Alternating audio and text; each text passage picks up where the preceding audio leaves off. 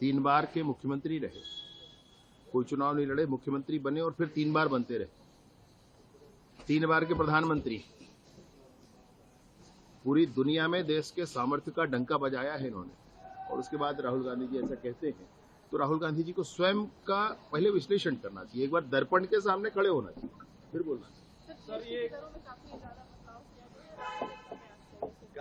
GST के दरों में कल से नवरात्रि के प्रारंभ के दिन से ही जीएसटी के दरों में बदलाव हुआ है। 28%, 18%, 12% और 5%, इन 4 स्लैब में से 90% चीजों को 2 स्लैब में सिर्फ 12% और 5% में लाकर रखा गया है। मैं आपको बताना चाहता हूं कि भारत के संविधान में संशोधन करके जीएसटी काउंसिल बनाया गया।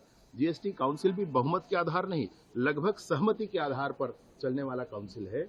और जब 75% वहां 3/4 जब वहां पर सहमति हो जाती है तब कोई निर्णय पारित होता है। जो निर्णय पारित होता है वो लोकसभा में जाने की आवश्यकता नहीं होती, देश में लागू हो जाता है। और ऐसे बहुत मजबूत काउंसिल बना करके पूरे ही देश में 17 तरीके के कर और 13 तरीके के कर और 17 तरीके के उपकर जो लगा करते थे, उन सबको समाप्त करके देश में व्यापार का वातावरण बनाने के लिए, समूचे देश में एक तरह से व्यापारियों को अब बहुत राहत दिलाने के लिए।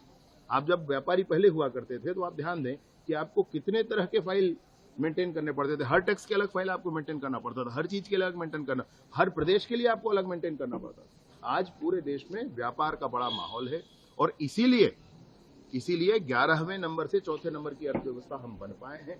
और इसीलिए हमारे यहाँ 8 लाख से सीधा 12 लाख रुपया तक इनकम टैक्स में कमी हुई है। ये जीएसटी में भी कमी हुई है, इनकम टैक्स में भी कमी हुई है, लेकिन सरकार के पास पर्याप्त संसाधन हैं इंफ्रास्ट्रक्चर डेवलपमेंट के लिए। वो इसलिए है क्योंकि हमारा टैक्स बेस बढ़ा है। पहले हमारे पास 68 लाख लोग टैक्स दिया करते थे, आज 1,51,00,000 लोग टैक्स देते हैं। अभी और अधिक लोग टैक्स देंगे, मान लीजिए 5 करोड़ लोग टैक्स देंगे तो ये चीजें और कम हो जाएंगी, चीजें और सस्ती होंगी। तो टैक्स पेयर्स हमारे यहाँ देश में बढ़ रहे हैं, यह भी इस जीएसटी के कारण हुआ है।